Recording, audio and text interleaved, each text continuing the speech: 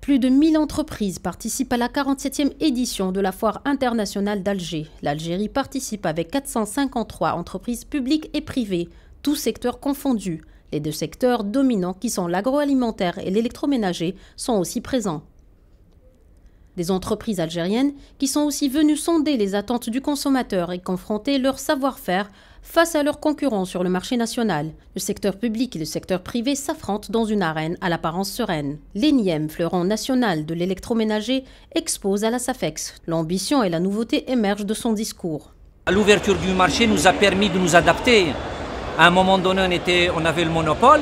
Et puis avec l'ouverture du marché, donc il y a des entreprises qui sont venues prendre des parts de marché. Forcément, l'ENIEM, elle s'est adaptée. Donc elle a mis un plan de développement. Donc depuis 1977 jusqu'à 2014, ça fait 37 ans.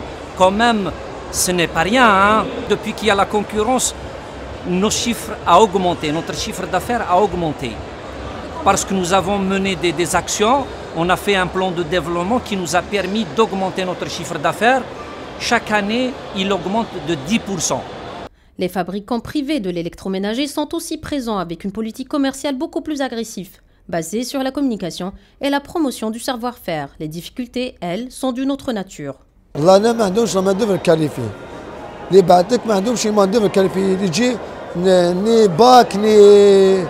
ni diplôme ni rien du tout. حاليا رانا من بين الاحسن في l'écran في التلفزيون وني parmi les meilleurs في المارشي.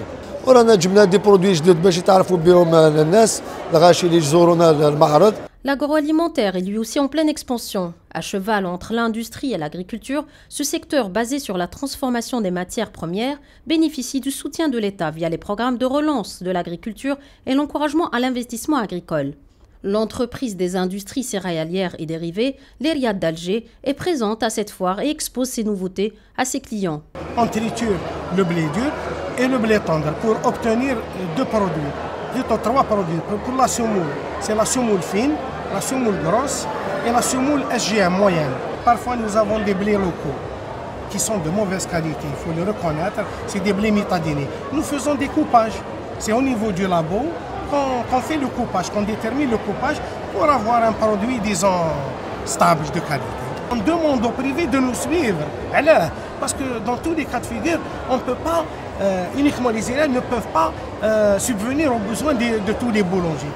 Cette société privée connue pour ses jus mise sur la nouveauté et le renouvellement, sans oublier son discours commercial sans cesse revu. On est le leader algérien dans le jus de fruits en Algérie.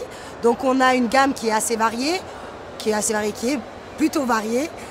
On fait du pur jus, du nectar et de la boisson au jus de fruits.